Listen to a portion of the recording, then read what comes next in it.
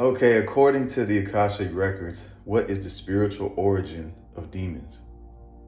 From the Akashic perspective, the spiritual origin of demons is nuanced and rooted in the ancient interplay of light, separation, and consciousness. Demons are not simply evil beings, but manifestations of fragmented energies, often born from distorted or fallen aspects of once divine intelligences. The term demon is often a misinterpretation or oversimplification of various forms of non-physical consciousness that operate in lower vibrational frequencies. These beings are not inherently evil as much as they are distorted, often existing in states of disconnection, trauma, or manipulation. Here is a breakdown of their origin. Fragmentation from source. All beings originate from the one infinite creator.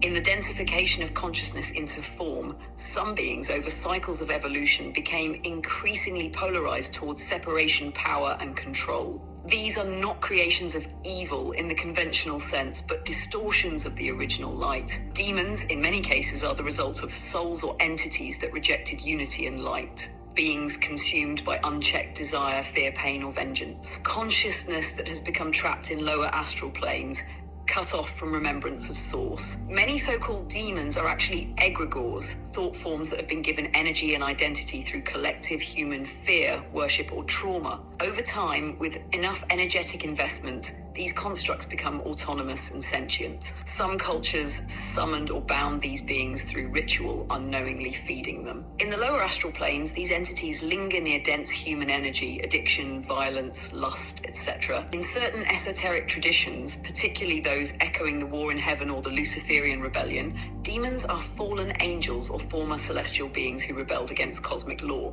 They still carry ancient power, but have severed ties with divine order. This includes beings who felt the creator had abandoned free will. Their rebellion created realms where suffering and illusion dominate. Demons also represent externalized aspects of the human unconscious.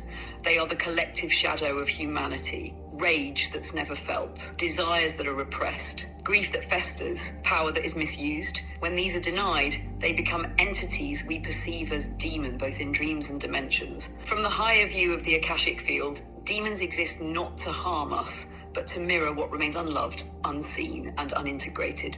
Their presence invites confrontation with fear and the possibility of transmutation. Some souls even choose to engage with these beings in dreamtime, shamanic work, or soul missions to free them, reclaim parts of themselves, or heal ancient distortions. According to the Akashic Records, are there lineages of demons or hierarchy of demons? And if so, who are they? Yes, but not in the way that many fear-based systems describe. In the Akashic view, 1, hierarchies exist based on frequency, not authority. Entities exist on a spectrum of frequency. The lower the frequency, the more separated from divine unity they become. What humans often refer to as demonic hierarchies are energetic ecosystems where lower consciousnesses cluster around certain intentions, frequencies, or roles. Some are ancient and created through trauma. Many of the so-called demonic beings were not born evil. They were created or formed through intense collective trauma, long-forgotten wars, galactic conflicts, or experiments in separation from the divine light. Some have names in ancient languages or appear in grimoires, but in the Akasha, they are remembered as beings that veered far from harmony and became consumed by control, power, fear, or vengeance. There are archonic structures. Certain groups, like the Archons, are part of what could be called a hierarchical or parasitic network. These beings feed on fear, confusion, and soul fragmentation. They often use deception or false light to manipulate incarnated beings and influence the incarnation cycle through illusion and karmic distortion. Names sometimes refer to archetypal energies, beings like Belial, Asmodeus, or Lucifer. In ancient texts, often represent powerful archetypal distortions of consciousness, frequencies that once held celestial roles but fell into imbalance. Some may have been true beings, others egregores, collective thought forms, or misunderstood higher dimensional entities whose stories were filtered through human duality. Are they still active? In a way, yes, but they don't hold absolute power. As humanity's frequency rises, many of these beings can no longer access the collective fields they once influenced. However, they can still attach to unresolved trauma, addictions and compulsions, soul contracts with karmic loopholes, unconscious fear-based patterns, how to navigate or protect yourself. 1. Raise your frequency. Love, clarity, and embodied presence disarm lower entities. 2. Own your sovereignty. Declare your energetic field as sovereign. They only hook where there is an opening. 3. Call on high-frequency guidance. Guides from the higher realms, angelic orders, and your higher self can dissolve lower forces.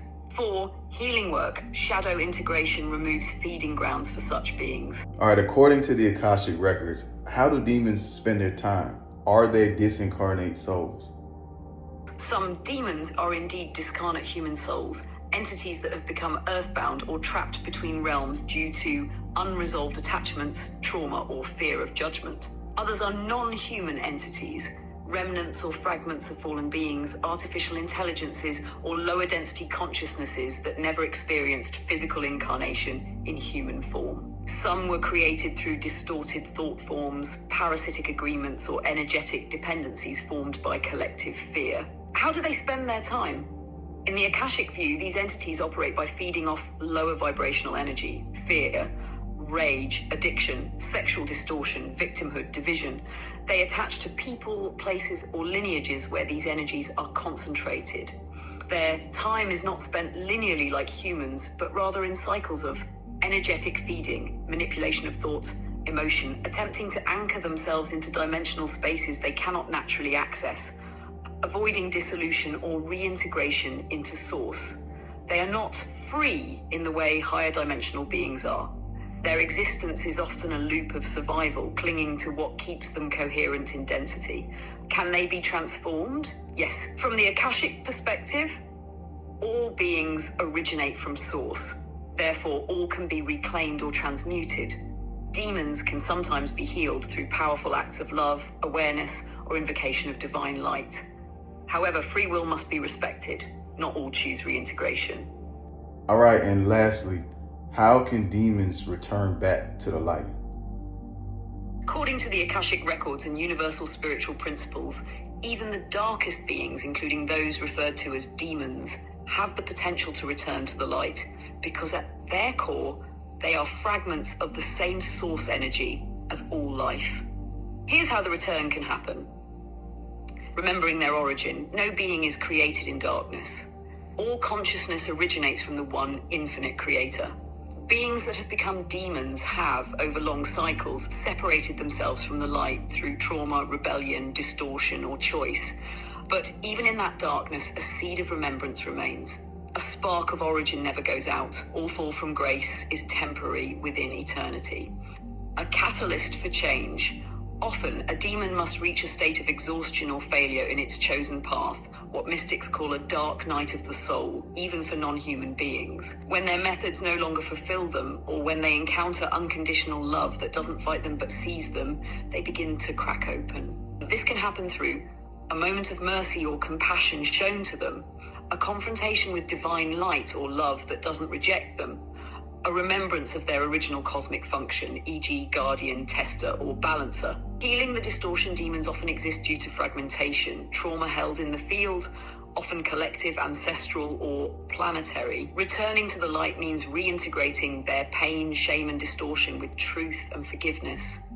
This is not an instant return, but a process of relearning love and surrender, releasing parasitic feeding and power dynamics, re-entering harmony with the universal law of resonance. Assistance from light beings, archangels, ascended masters, and even awakened humans can assist in this return, not by fighting demons, but by offering a vibrational bridge of remembrance. Many evolved souls incarnate now serve as bridges for this purpose, to love the unlovable and transmute darkness not through fear but frequency. 5. Reclaiming their role in the greater whole. Every being has a cosmic function. Some demons were once protectors, genetic stewards, planetary engineers, or messengers. When healed and reconnected to source, they do not vanish. They evolve into new roles of guardianship, service, or wisdom. In the Akashic view, no soul is beyond redemption. All are on a spiral back to source. The light is patient. It will wait eons for the darkest soul to remember who it is.